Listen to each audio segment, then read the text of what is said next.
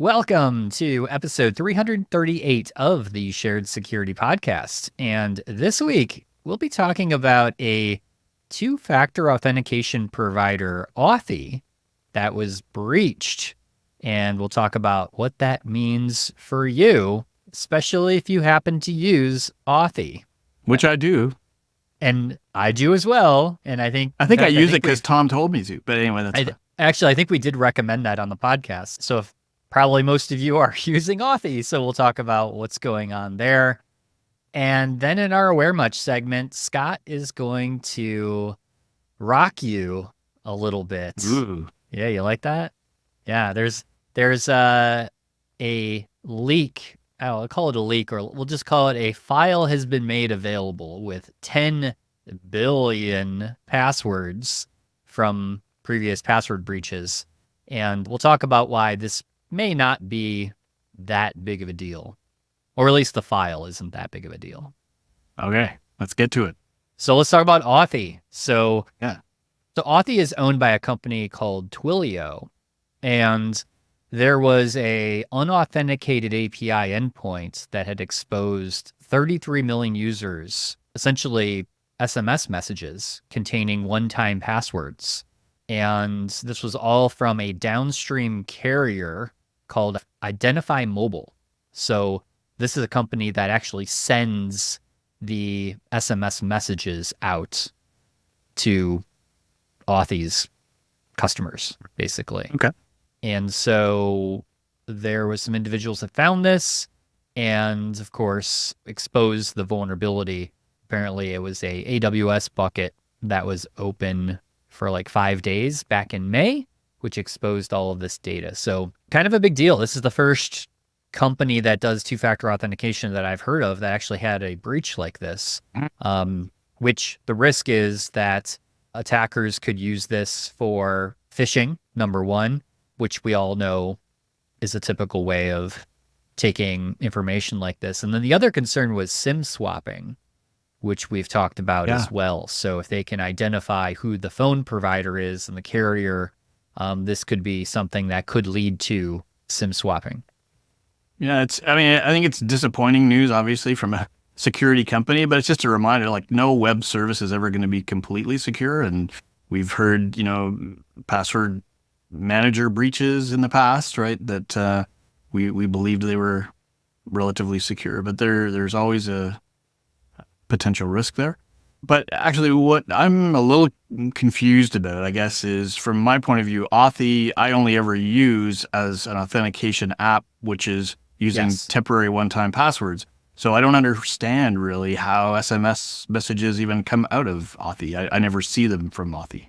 Yeah, that's a really good point. I think what it was that there were, I guess, messages from or one-time passwords coming from Amazon and Google that were the biggest risk for account hijacking. So, like, I don't know if they were using this downstream provider as well, and maybe that's part of the problem.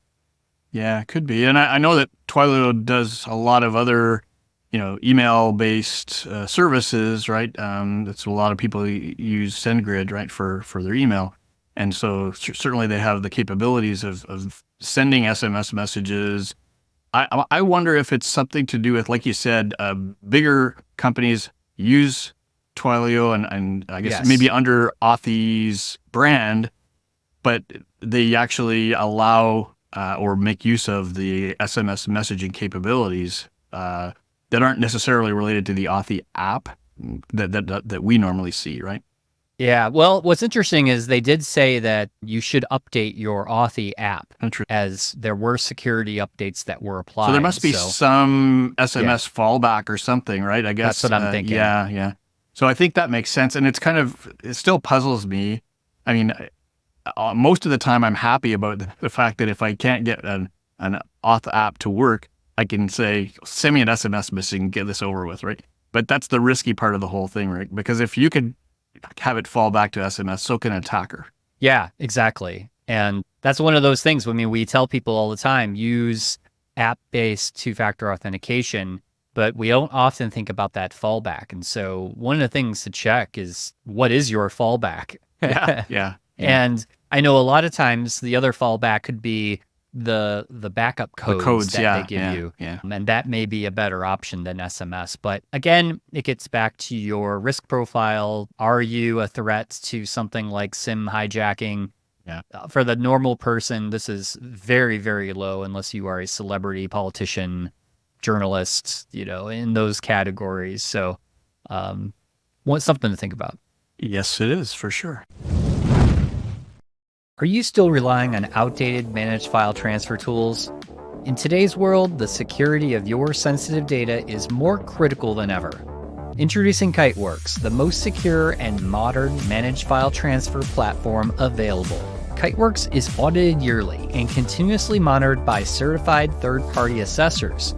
With an ongoing bounty program, regular penetration testing, and one-click appliance updates, Kiteworks minimizes vulnerabilities like no other. Many traditional MFT solutions can't compare to the level of security and functionality Kiteworks provides. But that's not all. Kiteworks offers a world-class secure file sharing and email platform. Easily send automated or ad hoc files through fully integrated shared folders and email.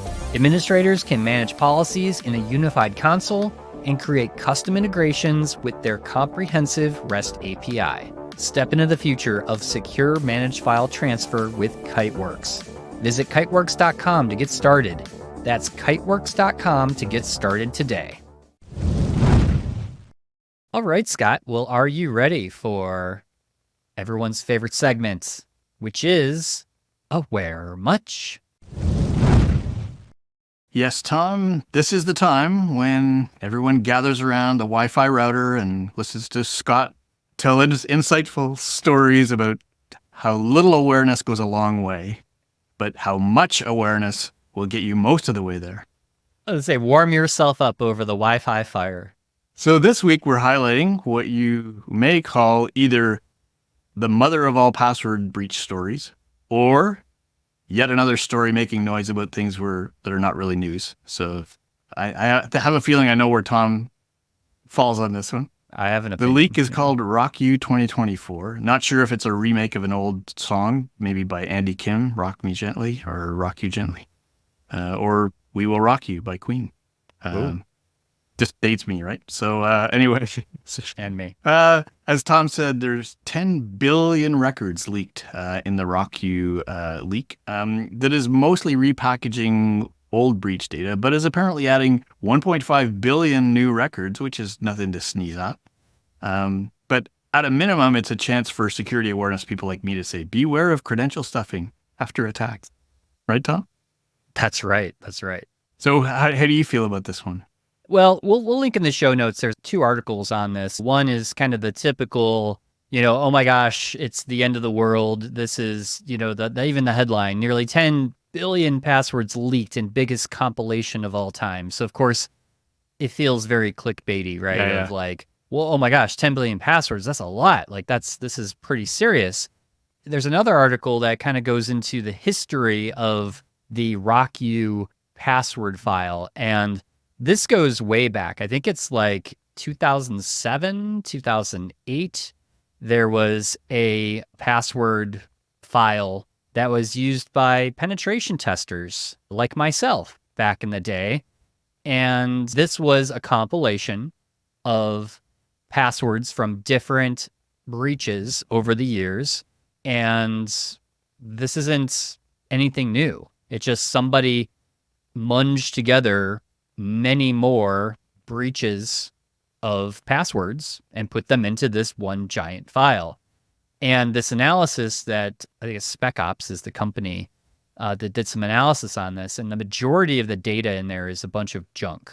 There's a lot of Russian strings, there's just numbers and digits and nothing that's really of substance that's different than the previous. And that kind of poisons it for any kind of automated attacks, right? I mean, just... Yeah. I mean, you would not just take this list and just throw it at something, right? You're going to want to pull out the good stuff, right? And the original RockYou file actually did have a lot of good stuff, but this one in particular seems to be just a bunch of junk.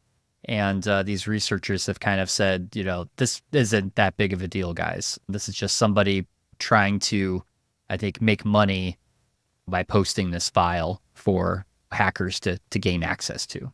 So, I mean, now that breach stories occur almost daily, I mean, you really just always need to be aware of the risk of password reuse. I mean, it's just an opportunity for us to mention that. And if you use a good password manager, you're probably going to get notifications about your password appearing in certain breaches, right? And that's probably the most efficient way to deal with this. And you really don't have to worry about the actual this particular breach for sure. And so just consider yourselves to be reminded about password compromises that can and do occur. You should actually reset passwords associated with any recent breaches that you know of. And that's why I think we all like, have I been pwned, which will tell you the breaches that your password or your emails have been involved in and when they occurred. And if they happened before you last changed your password on a site, then change it. And if you happen to have been using the same password across multiple sites, you have to change them all. So that's our word of wisdom.